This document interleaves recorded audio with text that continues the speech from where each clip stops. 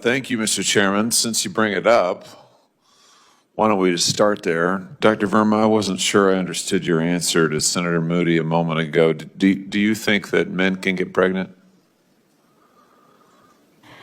I hesitated there because I wasn't sure where the conversation was going or what the goal was. I mean, I do take care of patients with different identities. I take care of many women. I take care of people with different identities. And so that's where I paused. I think, yeah, I wasn't sure where you were going with that. Well, the goal is just the truth. So can men get pregnant?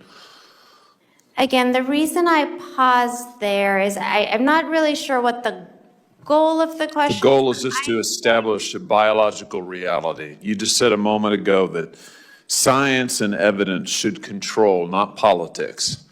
Absolutely. So let's just test that proposition. Can men get pregnant? I take care of people with many identities, but Can men get I take pregnant? care of many women that can get pregnant. I do take care of people that don't identify as women. That Can men get pregnant? Again, as I'm saying, Let me just remind you, you testified to a moment ago. Science and evidence should control, not politics. So can men get pregnant? You're a doctor, I think. Science and evidence should guide medicine. Do science and evidence tell us that men can get pregnant? Biological men, can they get pregnant? I also think yes/no questions like this are a political tool. And No, yes/no questions are about the truth, doctor. Let's not make a mockery of this proceeding. This is about science and evidence, and I'm asking you. You know, the United States Supreme Court just heard arguments yesterday at great length on this question. This is not a hypothetical question. This is not theoretical. It affects real people in their real lives. And you're here as an expert, called by the other side as an expert, and you've been telling us that you follow, right, you're a doctor, and you follow the science and the evidence. So I just want to know, based on the science, can men get pregnant? That's a yes or no question. It really is, I think. I think you're trying to reduce the complexity of a lot. I'm not. I'm trying to get, it's not complex. I'm trying to get to an answer, and I'm trying to test, frankly, your veracity as a medical professional and as a scientist. Can men get pregnant?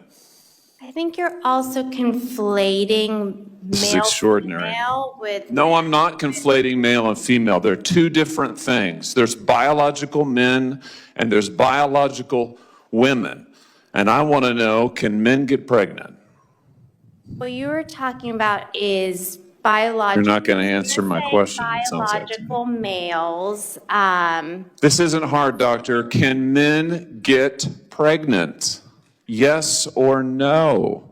Again, I would be more than happy to have a conversation with you that is not coming from a place of trying to be polarized and push. I'm not trying to be polarizing. I'm trying to ask, I think it is extraordinary that we are here in the hearing about science and about women. And for the record, it's women who get pregnant, not men.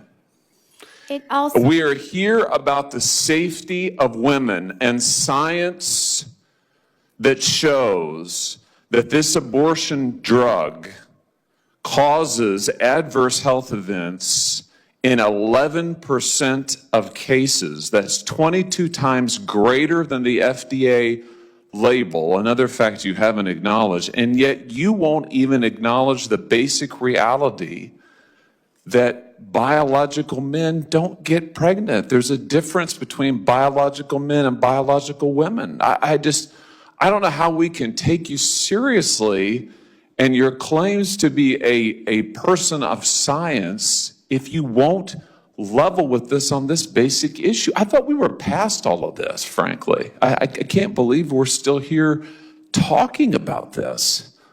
I am a person of science, and I'm also someone here who's here to represent the complex experiences of my patients, and I don't think polarized language language or questions serve that goal. I don't think they serve the American people. It is not polarizing to say that there is a scientific difference between men and women. And I want this to be clear and for the record. It is not polarizing to say that women are a biological reality and should be treated and protected as such.